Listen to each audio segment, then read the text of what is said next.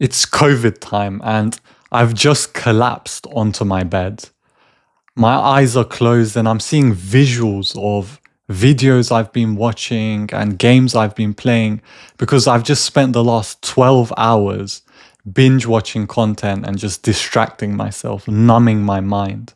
My body feels heavy and weak, and my ears are ringing from wearing headphones the whole day. And I just feel this pit in my stomach, but I'm too numb to even sense it fully. So I just collapse into exhaustion and pass out, wake up the next day and do the exact same thing again. This is what a life with completely zero courage looks like. This is what a life that is ruled by fear looks like. An inability to act, nothing gets materialized, nothing actually gets done, and you just feel horrible. And you might not have an extreme example like this. You might be controlled by these subtle fears, and you might just be subtly not living to your highest potential or living to your truth. Whether that's the case or whether you're more extreme into addiction like I was, the root is always the same. It's coming from a lack of courage. And most people don't really understand what courage is fundamentally. Like what it is when you break it down into first principles, what makes someone courageous. So first we need to understand what separates a non-courageous person from a courageous person.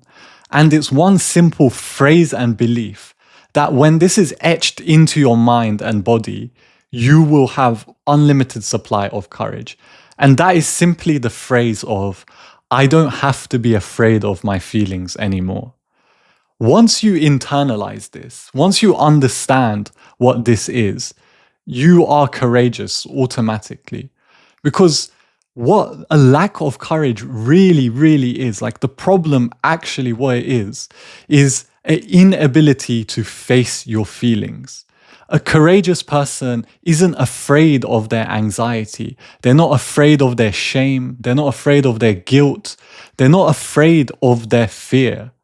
They are confident. They know that they can handle those emotions and they know that they can take care of them. Okay, but you're probably wondering, that's all great and all, but my mind seems to whisper to me, I can't do these things. I can't take care of my emotions. I can't confront my fears. And so how do you even get to a point where you can? Like what does that look like? So if you're coming from more of the spiritual side, which is kind of the theme of my channel, you might have heard a lot of people say stuff like, you need to love yourself, you need to accept yourself. But when you're suffering and when you're in suffering, you're not really thinking about all of this love and acceptance stuff. Don't get me wrong, that stuff comes in later, but usually the first kind of transformative fuel to build real courage is fear transmuted into anger. You dislike your situation so much that a thought just comes into your mind where you're like, I can't live like this anymore.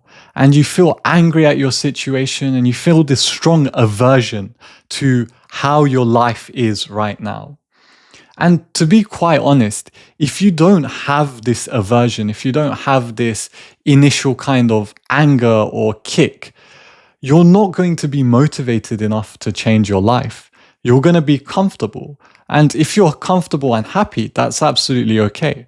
But if you've watched this far into this video, I'm going to assume that you're someone who wants to push themselves and actually embody their actualized self. And so if you're not living to that potential, you're going to feel a lot of anger. And what we need to do with this anger is we need to use it as a jumpstart to start facing our emotions and building momentum, which eventually turns into courage. Because you can't just be living in anger for your whole life. I mean, you can, but it's going to take a big toll on your psyche, in your relationships, on your body. And so we want to transmute this anger into courage. So how do we do that? So, what we do is we first start by understanding what it actually means to face your emotions. So, this is a very, very underappreciated topic, or it's misunderstood. Not many people understand what I'm about to share.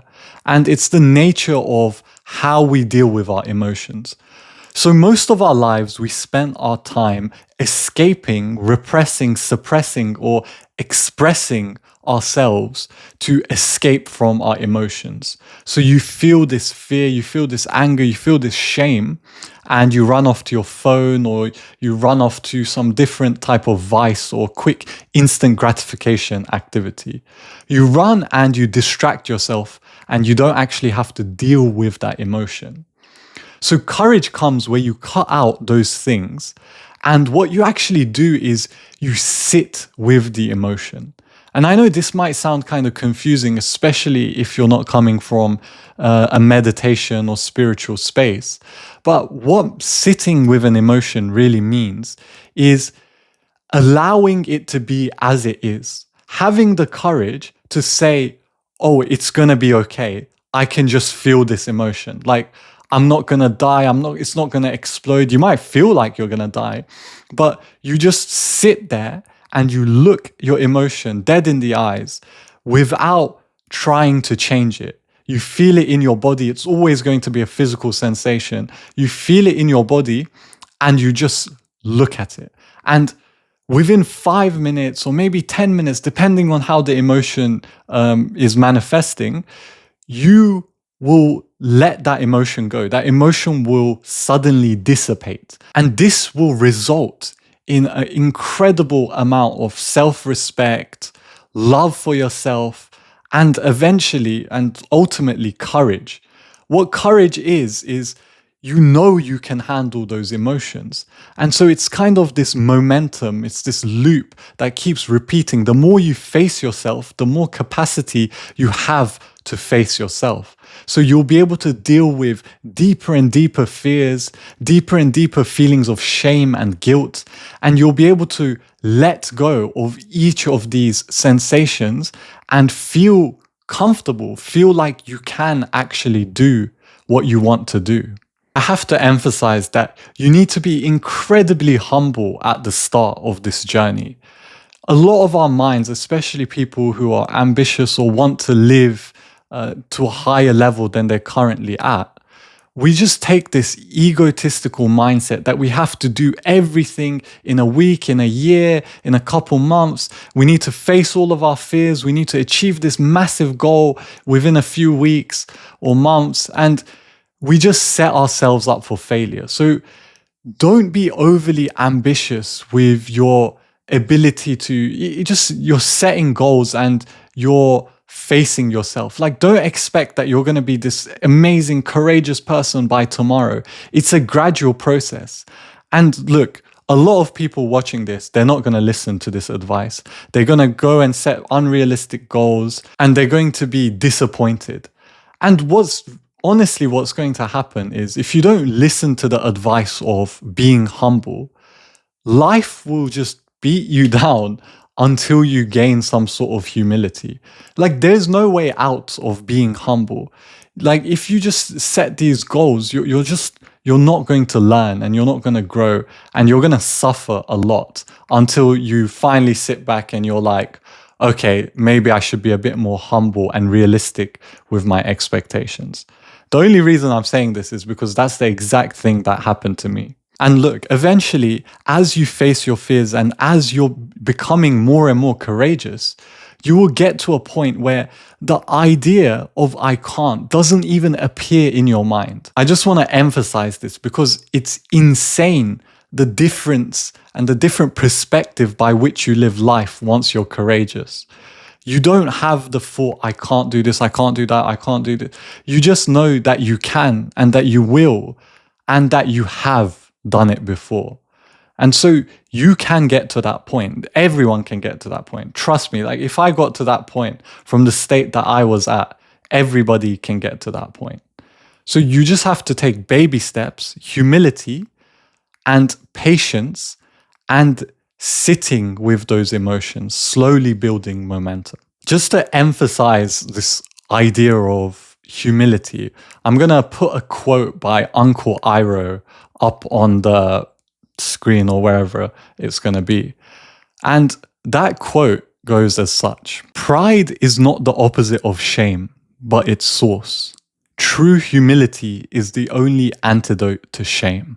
Only through humility can we actually become free. Shame is what keeps us egotistical and also contracted and not acting. You might think that you need to be prideful to be courageous, but it's actually very, very different. You need to let go of your pride. You need to be humble, and then courage will follow. So hopefully this video helped. This topic's really a passionate part of my life and just my perspective on the world, because I firsthand went through the transformation of zero courage to having a lot of courage now. And I believe that if you just follow these insights and if you think more about it, you reflect more on the nature of courage, you'll make this transformation too. So that's about it from me. If you enjoyed this video, feel free to like and subscribe. There'll be more to come. This channel is mainly spiritual, personal development content. It's a more holistic view rather than this kind of just grind set mindset stuff. I know the title of this video probably attracted quite a lot of people that are into that hustle culture mindset. But if you've got to the end and the stuff that I'm saying resonates with you, then feel free to subscribe. There'll be more to come. So for now, peace and love. Take care.